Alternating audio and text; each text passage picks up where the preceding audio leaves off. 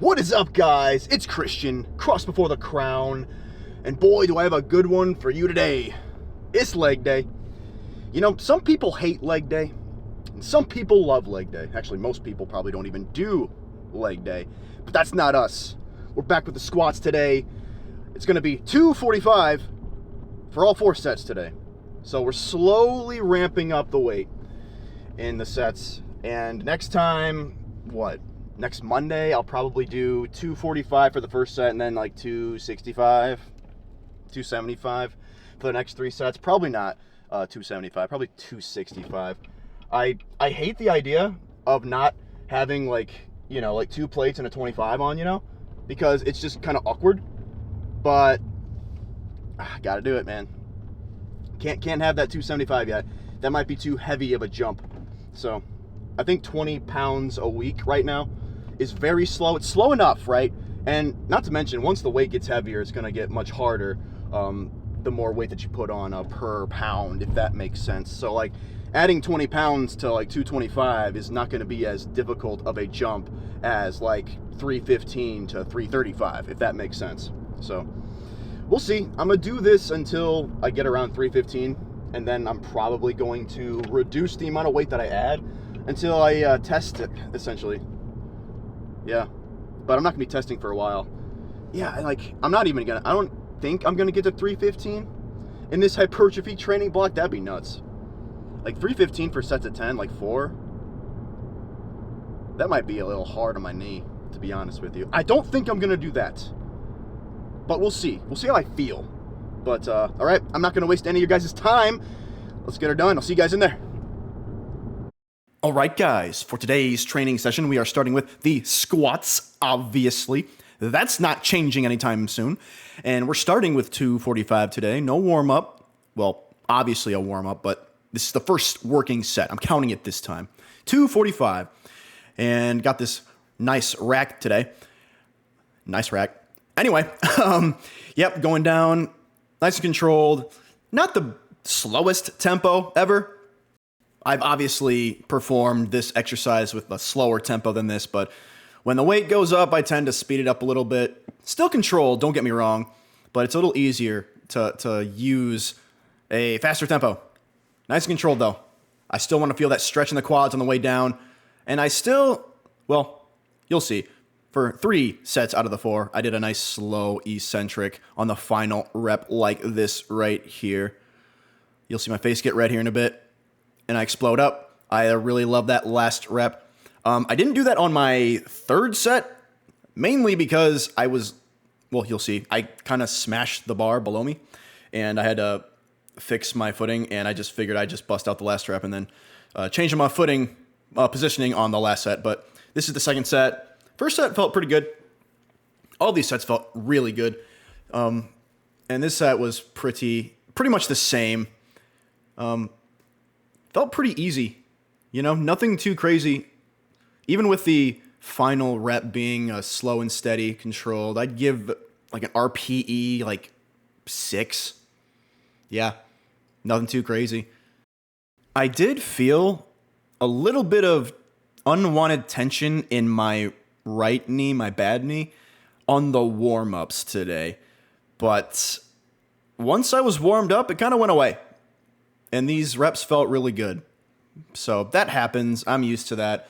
Sometimes the old tendon can kind of give me a little trouble when it's not warmed up and it's still rather stiff. So once I warm it up, all the pain usually goes away. That's kind of what happens. That's the moral of the story for me. If ever I'm in pain, I just warm up until the pain goes away and I'm usually okay. But this is round 3. This is where I slam, I think, the right side of the bar on the bottom here. So I kind of just bust out the last set. But again, this set felt pretty good. It was definitely getting harder at this point. I'd give this an RPE 7, but I easily could have done the final slow rep. I just decided not to.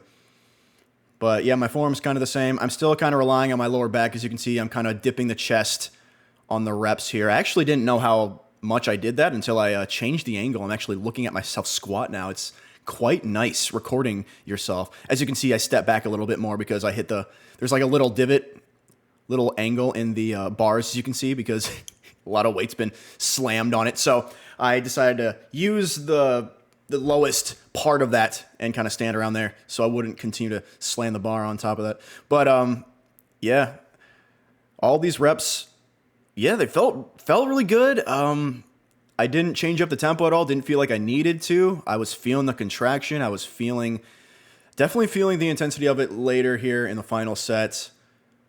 So I'd give this probably like a good 7.5. I was doing what I could to make it a little more difficult. As you can see, we go all the way down and explode on the way up. Nice. I'm liking these reps so far. I still wish I didn't have to rely so much on my lower back, but that's kind of the way it is right now, man. Like that's my form now. I've been doing that for years now because of my knee pain, so I kind of just stuck with it, and it's working. I feel good, so I'm going to keep doing that. And this is going to be the snatches, same. As you can see, I'm doing full snatches. That's not right. Literally not right. No, that was not supposed to happen today. I was not supposed to do this, but I did it anyway. I just forgot. It was supposed to be power snatches, but it felt so good, and I was in the zone, so I kept going. Not a care in the world. Not remembering that I had to do full clean and jerks later. So a lot of knee hinge movements today. I eventually catch it here on the third set, so I don't do it. But yeah, that's part of the reason why I decided to not do cardio at the end of this session, my tempo runs like I usually do. I'm going to get that later with my ruck. But yeah, I decided to do full clean. Not full clean. This isn't the clean. The snatch. The snatch here. And so we finished with that power snatch. And now we're on to the clean and jerk. My favorite. Probably. But yeah, stuck with 135. Working on form. These felt weird today. Not going to lie. They didn't feel bad per se. They just felt different. I didn't feel as powerful as I usually do. I'm wondering if that's because of just the hinge movements that I was doing before this one, the knee hinge movements, the squats, and they're definitely getting heavier, right? And then the cleans, or not the cleans, I keep saying that, the snatches. So that might have something to do with it. They felt good. My shoulders actually feel pretty good, but at this point, my back was rather stiff today too. I think that's just from my previous sessions, and like I'm starting to ruck a lot more now, and with that heavy backpack on, you're contracting the back muscles quite a bit that entire time. So I'm sure that's got something to do with my back stiffness as well. But that could also be why this felt so weird today. But I don't know, man. I guess the snatches felt weird too, to be honest. Yeah, everything felt weird today except for the squats. Yeah, I don't know, man. It'd be that way sometimes. But here's my final set here. The final set felt really good, actually. Compared to the other ones, it still felt kind of weird, but it was definitely my best set. I was just kind of in the zone, not focusing too much on speed. Well, I'm focusing on speed getting under the bar really fast. I'm not really focusing on speed of pulling the first pull, pulling the bar the first time. And I'm just working on a fast catch. That's going to come in handy when the weight gets heavier, like several years from now, it seems like. But that's that. And then I did this auxiliary again. I wasn't supposed to hit the bench there and like sit down, but this is my bad leg. And you know what? Sometimes it just messes with me. It messes with my head. And I sat down, it messes with me, you know? But I didn't want to do that. That's not my intention. I want to contract it the entire time, really focusing on contracting the quad there. Yeah, single leg squat to bench, really focusing on getting lower. As you can see, I now have a plate under me just to increase the range of motion slightly. Not much at all, just enough though to make progress. Eventually, yeah, we're trying to get to the pistol squat. We'll see if I can actually do that, because by the time I start increasing my squat to heavier, more intense levels, I don't know if I'll be able to do this without getting extra knee pain, but we will see. I don't know if I can really progress all of this at the same time. We'll find out. Like, honestly, if I get a little bit of knee discomfort from these, it's really no big deal. I'll just take them out. But right now, It's really helping with my quad development with my legs. So I'm definitely keeping them in. I'm not taking them out anytime soon. We'll see. But for now, I like them. So I'm going to keep doing them. Yeah, nice and controlled final set there. But yeah, these burnt a little bit, as you can see. Yeah, I like these. Yeah, not too difficult yet. It's definitely going to get more difficult once I get to parallel and below. That's when it's going to start getting interesting. But for now, this isn't too bad. I'd give it an RPE 5. It's actually kind of funny. The first time I did this last week, I actually felt it in my glutes. Like, they were sore after this. So it's kind of interesting how unilateral exercises affect the body differently than bilateral exercises like the squat. It's cool, man. Like, I knew that unilateral exercises are really beneficial and can work the musculature in different ways. But I never really do a lot of them because I just like to squat and Olympic lift so much that there's just no room for them. So I'm happy to bring them back. One exercise that I really want to bring back at some point, I just don't know where I would put it, is the Bulgarian split squat.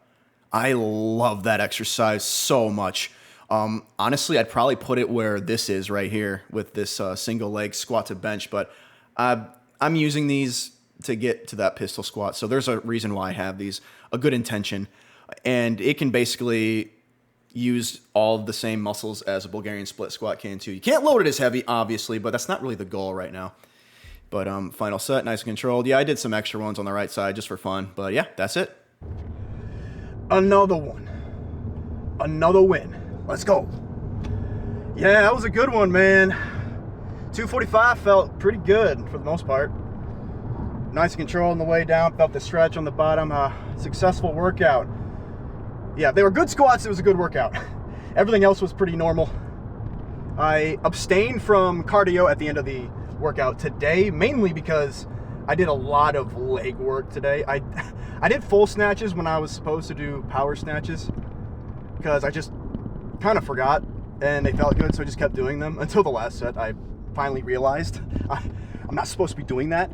So I did a lot of knee bending, knee hinge movements today, so I decided to take it easy on the legs, and I'm going to abstain from the tempo runs today and just going to stick with the ruck, the routine ruck for my cardio now. So, and that should be good because the water that I have in my backpack is extremely heavy. I don't know how many gallons I put in there, but I put a lot, and it's heavy, man. It kicks your ass for 45 minutes to an hour. So that's gonna be my cardio for the day. Overall, can't complain, man. It was a good workout. And yeah, I need to figure out a way to get my protein in today. I need to give more today because I was abstaining from meat yesterday, obviously, but that shouldn't be an issue. Now I'll take an extra protein shake today. But yeah, all is well. I did feel my knees on the warm-ups a little bit on the squats, but after the warm-ups it felt fine. But you know, I was thinking, man, it's really unfortunate. Like, it's not just the younger crowd, but it's mainly the younger crowd in gyms are just not social, like, at all. Like, completely antisocial. Like, and you can tell when they're not just antisocial in the gym, but they're just anti-social, period. When, you know, they're walking your way, you're walking their way, you say, hey, what's going on? And they just look at you and they're like, and just walk away. It's like, you can say hi back, it's fine.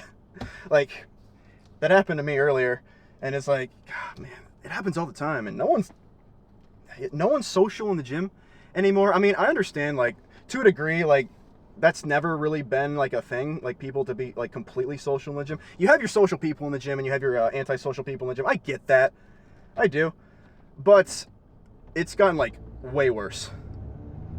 And it's not just, like, people wanting to not be social, but it's people not even being able to be social. And come on, younger crowd, you guys got to get on it. You know, touch some grass, like, talk to some people in real life, get off your keyboard.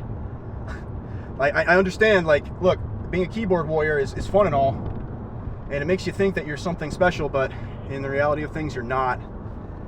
Talk to people in real life. That's my rant for the day. But, and this is coming from somebody who was extremely, like, cripplingly awkward in high school. But I realized real quick that, yo, I can't live this way. I'm gonna have to get better. And so you just get better. You read some books, pick up on some social cues from experience talking to people, and you just go out of your way and talk to people, man. That's really it. You know? If you want to be more social, just talk to people. Like, and if you don't and you're like cripplingly introverted, I say that. I'm watching Bocchi the Rock right now. It's an anime if you don't know. And it's like on this like extremely shy, introverted girl who's in a band and she's trying to become famous, and it's really good, but like it kind of coincides with what I'm talking about here. Like, I don't think most people who are extremely introverted like want to be.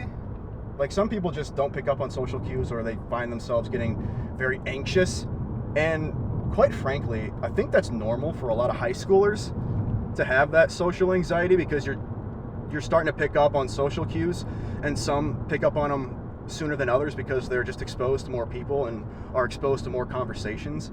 And it's fine, dude. It's fine. Just because you're socially awkward doesn't mean you don't have to stay that way, right?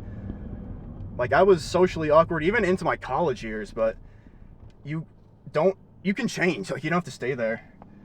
But yeah, I was able to get out of it just by having conversations with people, and heck, having a conversation with you guys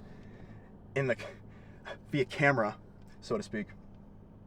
But yeah, and you know what? In some ways, I'm still kind of awkward. I am, but I own it, you know?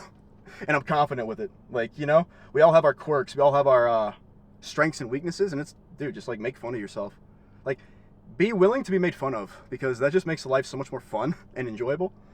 And you're not always like pent up and aggressive and raging all the time. Like, in this outrage culture that we live in, everybody's so mad. Everybody's mad at everything. Like, yo, chill. Take a chill pill, all right? The world's not going to end. Yeah, Donald Trump is president. So what? You're still you. You're still in control of your life. No one's going to stop you from doing what you want to do except for you. I tell that to people all the time. And there's some people, like, you really got to talk them off the ledge, man. It sucks, but, like, people are so brainwashed. But, like, you're in control of your life. You totally are. Like, there's nothing stopping you from being who you want to be. Living how you want to live. Like, doing what you want to do.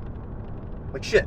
Like, I understand that, like, life can be hard, but so what, man? Like, life's hard for everybody. Like, that's life. Why play the victim? It doesn't help you. Name one victim that's actually happy with themselves. Name one victim, like someone who claims to be a victim is what I'm saying. Like, name one person who claims to be a victim and isn't, like, mentally unstable and is actually happy. Like, you won't find one. I'm telling you right now, you will not find one. Most people who, like, actually are victims but don't claim to be victims are actually, like, way more at peace and are living way better lives, and that's just the way it is, man. Like, you can't just have excuses for being irresponsible with your life choices, because, like, I did that for the longest time. Like, it was never my fault. In high school and in college, and, like, dude, that's not the way life is. Like, you need to take extreme ownership over yourself and personal responsibility. And, like, I was never, like, always like, I'm gonna be the victim. I was never like that, but I would always make, like, little excuses in my life, like, oh, I can't do this because of the situation that I'm in. And that's all bullshit. Like, it's true that some people are gonna be in, like, more difficult situations than other people, but who, like, nobody cares. Like, you can still strive to be better, to grow, and to live the life you want to live, like, regardless of what situation you're in. Like, sure, it might take you longer to get somewhere because of, like, a really tough situation you're in. Maybe you didn't have the best parents. Maybe you're disabled in some way, shape, or form. Maybe you truly have, like, a mental disorder that's like a hurdle for you that you really have to overcome. Like, it could be anything, man. Like, all these things can, like, break us down. We can claim to be victims, or we can accept that we have them and just say, I don't care. I don't care that I have this issue. I'm going to give it my all anyway. Like for me, someone who has ADHD, people use that as excuse all the time. Oh, I have ADHD. I can't function like a normal human being. Bull, dude. Like that's this BS, man. Like to me, I reframe it, man. Yes, I have ADHD, but to me, it's like a superpower. I'm so energetic. Like, I can talk your ear off about like several different topics all at once. And like, in some cases that might be an issue when you really need to focus on a task. That's what coffee's for. At least not right now. I gave it up for Lent. But like for the most part, like I'm like a go kind of person. And so I live a go kind of lifestyle, and it just works, right? If you're someone who has ADHD and you're trying to live a life that's kind of like antithetical to like the way you should live, or like living the way someone wants you to live, when in reality maybe you enjoy the chaos and maybe you don't. Either way, like you can still live the life you want to live regardless of what you're going through. And if you're like me and have ADHD, reframe your perception. It's not a disability. It's not something that holds you back. It's like a superpower, right? We just don't understand how it is. We look at like the inability to focus on like certain tasks, or maybe you're just really hyper energetic and people see that as being like, oh, they can't focus, or oh, they're gonna have learning disabilities or something stupid like that, dude. Like, I don't get that, man. Like even if you have ADHD, like if you really try, you can focus. And again, I feel like anyone who has it's going to give me flack. But dude, I have it bad too. Like, you can focus. It just takes more effort. It does. Like, understand how difficult it is. It is hard, but it's possible. Don't be a victim. Moral of the story, all right? On that note, thank you guys for watching. That's going to be it for this video. I will see you guys tomorrow for upper body. It's going to be a good one, as always. We're going to get back pump, pumping the arms up, chest, all that. It's going to be good. But until then, have a great rest of your day. Keep kicking ass, and I will see you tomorrow. Peace and God bless.